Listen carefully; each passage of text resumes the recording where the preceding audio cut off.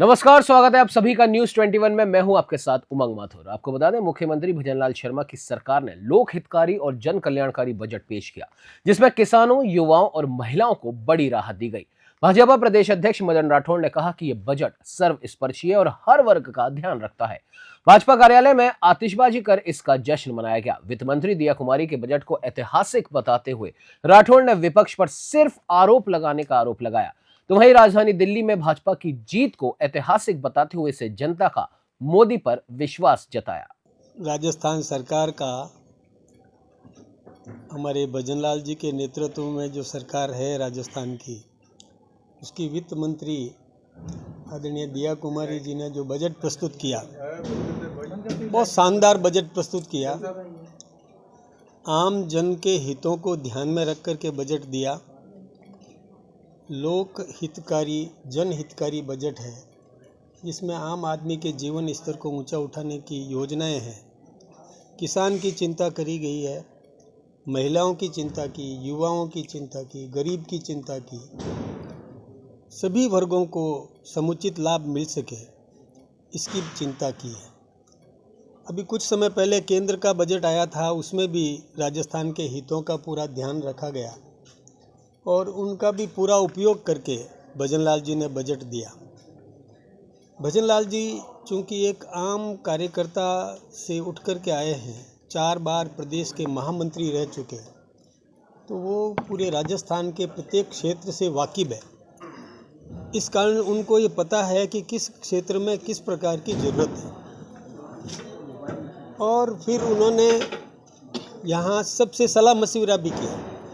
MLA से सलाह ली, ex MLA से ली, एमपी से ली, एक्स एमपी से ली, व्यापारियों से ली, उद्योगपतियों से राय ली, चार्टर्ड अकाउंटेंट से राय ली और सबकी राय लेकर के कैसे उनको उनकी राय का समावेश किया जा सके, इसकी चिंता की। और यही कारण है कि उन्होंने किसानों के हित के लिए, चाहे मिनिमम सपोर्ट प्राइस बढ़ाने की बात हो, किसान की तारबंदी, जो जैसे रोजड़ा आदि जो पशु हानि करते हैं, फसल हानि करते हैं, तो तारबंदी में भी और राशि दी। इसके साथ ही देखिए, पहली बार ऐसा हुआ है देश के अंदर कि जो कोई भी कृषि करे, बैलों को लेकर के खेती करे, उसको प्रोत्साहन देने के लिए 30,000 रुपया उस किसान को मिलेगा। यानी जो नंदी आजकल बेसहारा घुमा करता है, वो नहीं घुमा करेगा। किसान प्रोत्साहित होगा और वो उसका उपयोग करेगा, तो एक नंदी का भी उपयोग हो जाता है। प्रकृति समान रूप से जेंडर्स को, और प्रकृति तो देती ही देती है, लेकिन उनका उपयोग भी होना चाहिए, इसकी भी चिंता की।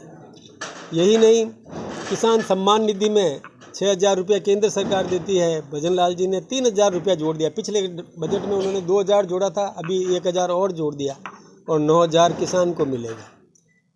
इसके साथ ही और कई प्रकार के लाभ, चाहे युवाओं के लिए रोज़गार की चिंता करी। राइजिंग राजस्थान में जो उद्यमी उद्योग लगाना चाहते थे, उसमें 95% को भूमि आवंटित कर दिया। हमारे यहाँ कुटीर उद्योग लगाने के लिए प्रोत्साहन देने का काम किया। किसान क्रेडिट कार्ड में 3 लाख से बढ़ा करके 5 लाख कर दिए, केंद्र की तर्ज पर। केंद्र ने भी इसी प्रकार की राहत दी, तो राजस्थान सरकार ने भी और अपने बजट में इस प्रकार का प्रावधान किया। नौकरियां खोल दी, पहले नौकरियां नहीं मिलती थी, तो इस बार नौकरी भी खोली। जितनी घोषणा की अपने बजट के अंदर, उसके अनुरूप उन्होंने नौकरी देने की भी घोषणा कर दी। कुछ लोगों को कुटीर उद्योग स्थापित करने के लिए प्रोत्साहन देने का काम किया। महिला, एससी और एसटी को आसान किस्तों पर अधिक ऋण उपलब्ध करवाया जा सके, यदि वो उद्योग लगाना चाहे तो।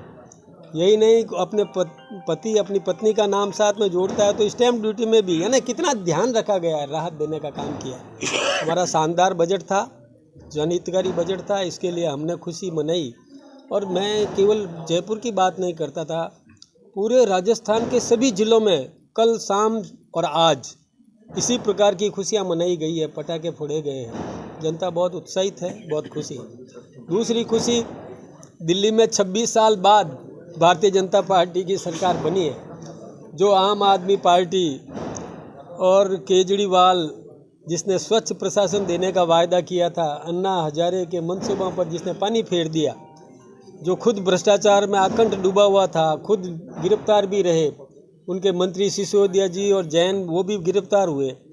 तो ये ना भ्रष्टाचार की पराकाष्ठा हो गई। तो वहाँ दिल्ली की जनता ने भी उनको मुंह तोड़ जवाब दे दिया और मोदी जी की गारंटी पर भरोसा किया कि मोदी जी जो कहते हैं वो करते हैं। सबसे पहले तो मैं हमारे देश के प्रधानमंत्री नरेंद्र भाई मोदी जी का, हमारे प्रदेश के हमारे मुखिया भजनलाल जी भाई साहब, मुख्यमंत्री जो हैं एकदम प्रदेश को आगे लाने के लिए जो योजनाएं ला रहे हैं और कानून करें। फिर हमारी बहन हमारे वित्त मंत्री दिया कुमारी जी का बहुत बहुत आभार और बहुत बहुत धन्यवाद करती हूँ कि उन्होंने राजस्थान को प्रगति के पथ पर लाने के लिए इतनी सारी सौगातें दी हैं। कोई भी क्षेत्र, कोई भी वर्ग अछूता नहीं रहा। सबका बहुत बहुत आभार, बहुत बहुत धन्यवाद। और सभी दिल्ली वासियों को ढेर सारी बधाई कि 27 साल का वनवास निकालने के बाद भारतीय जनता पार्टी की सरकार बनाई और उस पर सबसे बड़ी बात कि महिला मुख्यमंत्री बनी। सभी को, पार्टी को, हमारे नेताओं को, दिल्ली की जनता का बहुत बहुत धन्यवाद, बहुत बहुत आभार।